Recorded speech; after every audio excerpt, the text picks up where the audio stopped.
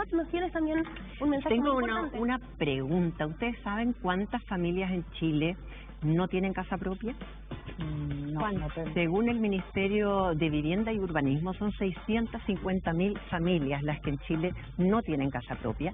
Muchas de estas familias tienen que vivir de allegados con familiares o amigos o cercanos, y otras tienen que arrendar. Y esto produce una relación arrendador-arrendatario que en general es buena, pero en algunos casos se vuelve casi una pesadilla. Vamos a hablar de esto, pero antes queremos destacar como el Departamento de Prensa 24 Horas de TVN también ha ido abordando este tema. Una pena porque desde aquí ya estoy viendo que está feo, está sucio y ganas de entrar y sacarlo.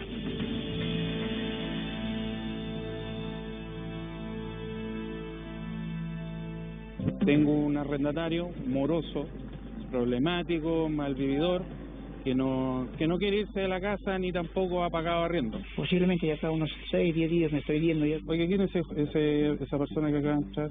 Ah, es un amigo de mi hijo que están tomando ahí. Todos entran, como Pedro por su casa. Uy, qué difícil, ¿ah? Es complicado.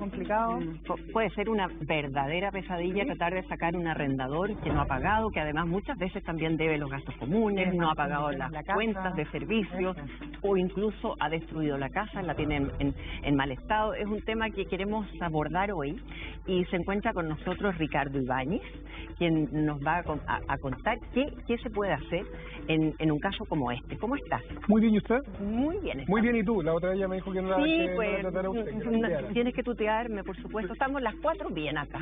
Así lo sé. Muy bien. Muy bien. Y es un color verde muy llamativo. Sí, estamos medias mellizas, sí. Pero Oye, bueno, sí, la verdad que esto es una problemática que ya se transformó en un problema social y económico.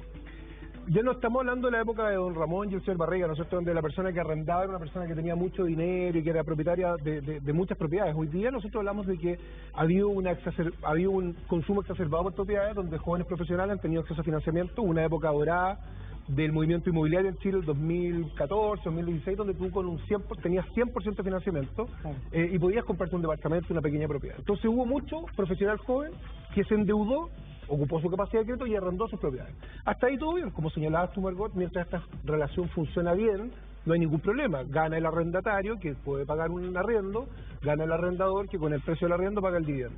Pero vino el estallido social, vino el COVID, y entonces aparece esto de que hay mucha gente que pierde eso, que pierde su pega, y empieza a ponerse moroso en el pago del arriendo. Esta mora en el pago del arriendo hace que el dueño de la propiedad no solo deje de enriquecerse, sino que en el fondo aquí se produce un problema de que no puede pagar el dividendo. Entonces empieza un deudor que está al día, que hizo una inversión para asegurar su futuro, hoy día se ha enfrentado a un DICOM y a un eventual remate de la propiedad. En ese contexto es que se moderniza nuestra legislación. Nosotros teníamos una ley, imagínate, si jugamos con los números, la ley de arriendo era la ley 18.101 y se modifica por la ley 24.461. O sea, que cuánto avanzó. O sea, tuvimos 6.000 leyes entre medio que no modernizaron los juicios de arriendo. Y se estableció algo bien justo. Los juicios de arriendo hasta antes de esta modificación legal eran juicios eternos, donde el deudor, aún sin tener razón, podía defenderse y dilatar la entrega de la propiedad, pudiendo llegar en muchos casos a plazos que excedían el año. El legislador dice, oye, aquí tenemos un problema, tenemos deudores hipotecarios que están en DICOM, que pueden perder su propiedad por culpa de un arrendatario que no le paga la renta. ¿Cómo agilizamos estos procesos? Y Ricardo, también hay personas que tal vez viven del arriendo de una propiedad que heredaron, adultos mayores, que muchas veces su vida depende de eso. Y conversábamos antes fuera de cámara que son como 15.000 juicios que hay en este minuto de arriendo y de los cuales solo uno de cada cuatro se resuelve en un año. Sí. O sea, más de un año se puede uno demorar. Y tenemos 60.000 dueños de propiedades que tienen problemas con sus arrendatarios. Entonces es un problema gigante. Como ya enseñado, pasa lo siguiente. A mí me ha tocado en estos 20 años de dedicándome a defender personas, me ha tocado, por ejemplo, adultos mayores que tenían un departamento, vivían, su pensión era la renta de arrendamiento que recibían. El arrendatario les deja de pagar, generalmente jóvenes, de repente medios irresponsables, que no le pagan el arrendo. Se atrasan en los gastos comunes. Y bien sabes tú que cuando tú te atrasas en los gastos comunes, tiene la comunidad la posibilidad de embargarte el bien raíz. Entonces, el adulto mayor dejaba de percibir su renta y por otro lado le sacaban a remate la propiedad por no pago de gastos comunes. Entonces eso era una tragedia. ¿Qué es lo que hizo la ley? Dijo, bueno, pongámosle ruedo un poco a esto, el Congreso de repente hace cosas, uno lo critica mucho, pero hace cosas bien, Y dicen, ¿sabes qué? Que vamos a establecer un procedimiento mucho más concentrado, donde vamos a notificar una demanda, vamos a requerir de pago, decirle, ¿sabes qué? Te están demandando por tal día con el arriendo, vas a tener una audiencia en 5 días, donde te voy a volver a decir, ya mira, por favor, paga el arriendo, y si tú no pagas el arriendo y no te defiendes con argumentos que sean para mí plausibles como juez, voy a ordenar que te saquen dentro de 10 días.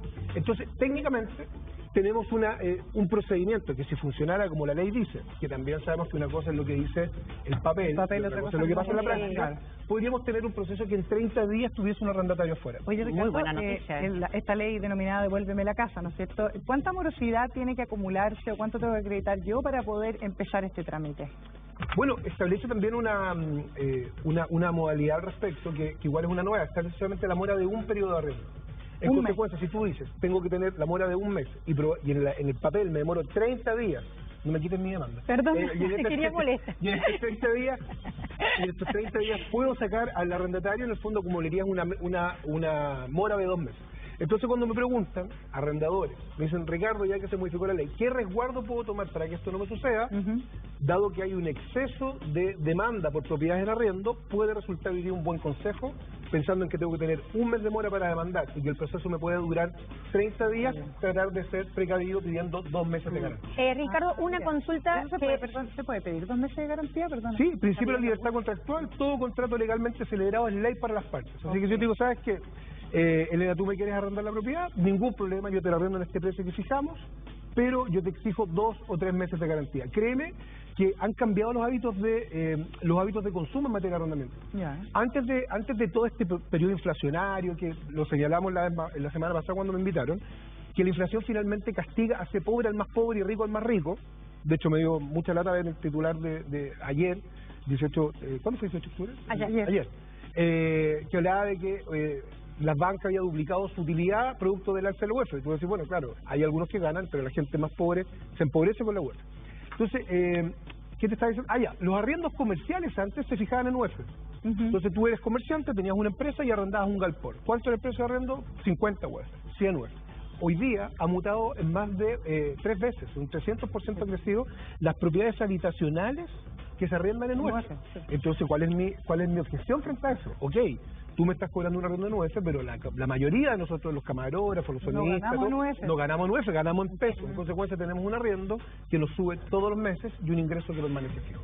Ricardo, sí, bueno, de hecho el metro cuadrado en Chile es uno de los más altos de Latinoamérica también, o sea que todo tiene que ir subiendo también. No más caro que Puerto Madero. Ahí sí que eso. Bueno, que Argentina es un chiste, ya es como, bueno, otro tema. Ricardo, a mí me pasó que un inquilino se me fue sin pagar. ¿Cuánto demora un juicio de demandar a una persona que se va debiéndote su arriendo? Bueno, hoy día, como te señalaba, son aproximadamente 30 días en que tú logras tenerlo fuera con una sentencia judicial que ordena que te paguen. Pero ¿qué es lo que sucede?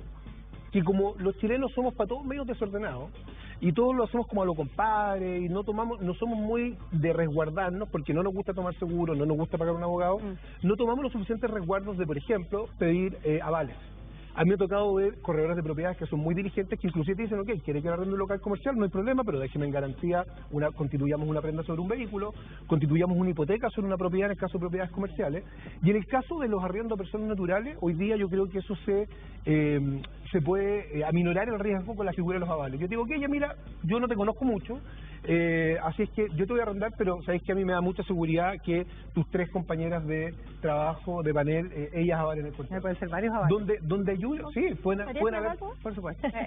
Ahora, tienes que entender también de que en el fondo el principio de libertad contractual da para todos. En consecuencia, en un contrato bien redactado podemos pactar multas en caso de la mora. Puedo pactar también eventualmente que esos gastos de el mes de garantía se impute a gastos que haya podido tener como arrendador, no necesariamente con restaurar la propiedad. En consecuencia, mi llamado hoy día es que frente a una ley que nos permita hacer las cosas mejor, ocupemos las herramientas que la ley establece. Antes de esta ley, mucha gente iba a una librería. Entonces decía, Cote, yo te arrendo una propiedad, listo, vayamos, para no pagar abogado, para no pagar notaría, íbamos a la librería y costaba, no sé, 30 pesos un contrato de estos RAIN. Y firmábamos los dos. Hoy día la ley dice, ok, si usted quiere, corra ese riesgo. Pero, si usted quiere que esto salga rapidito, tiene que ser un contrato con las firmas autorizantes notarias. En consecuencia, dejemos la informalidad de lado, dejemos los contratos de los compadres, porque hoy día también estos contratos verbales, consensuales, que pueden existir, yo les puedo arrendar a usted una propiedad sin que me dé un contrato, pero todas las presunciones operan en favor del arrendatario. Es decir, si no tenemos un contrato autorizado ante notario y escrito, la renta de arrendamiento va a ser la que tú señales como arrendataria y se va a presumir también si es que tenemos depósito de transferencia los últimos 3 meses. En consecuencia, el llamado es a ser estructurado, ordenadito, gastarse unas lucas, pero tomar las providencias, porque aquí estamos jugando con un bien raíz que eventualmente me lo pueden quitar. Ricardo, cuéntame cortito, porque si es que ya comenzamos con el juicio, ¿qué pasa si es que el arrendatario paga la deuda entre medio? ¿Eso queda ahí? Se finiquita. Esto hoy día es un procedimiento monitorio, se llama monitorio porque son procedimientos cortos que se han adoptado en materia penal, en materia laboral, en materia de familia, y ahora lo tenemos en esta materia de arrendamiento. Si el juicio es un juicio concentrado, corto, que tiene por objeto que me paguen la renta de arrendamiento, gastos comunes, gastos básicos, en el fondo luz, agua, gas, etcétera, y si eso se paga dentro del plazo de 10 días, el juicio se termina. Si se paga una parte, el juicio se sigue por el monto que nos quedó, y si el deudor no paga o no comparece o se declara rebelde, se sigue con la ejecución hasta el lanzamiento. Otra modificación súper importante es que se estableció también como una notificación válida. ¿Qué es lo que pasaba antes? Imagínate, yo vivía con Yamila, entonces decía, oye, mira, ¿sabes qué? No pagaba el arrendo, entonces si preguntan por mí, tú di que no estoy. Entonces Yamila decía, ¿estará Ricardo? No está. Anda de viaje, anda en el supermercado.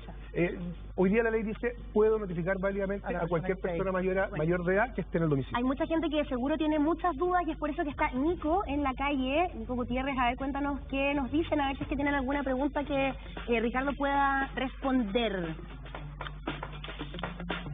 Exactamente, ¿cómo están ustedes? Son muchas las preguntas, hemos estado acá en la calle hace rato y hay muchas preguntas de la gente con respecto a este interesante tema. Y por eso quiero invitar a don Ricardo Olivares, que se nos acercó para conversar con respecto a este tema, porque Ricardo, tú tienes una pregunta con respecto al tema de los contratos, ¿no? Con respecto al tema de los contratos de arriendo. Sí, buenas tardes. La verdad es que son dos preguntas bien puntuales. Es cuando tenemos un arriendo y el contrato es con gente a lo mejor de un poco de confianza, uno hace un contrato informal en el cual no está nada escrito, solamente digamos la palabra de quien te arrienda, a quién le está arrendando.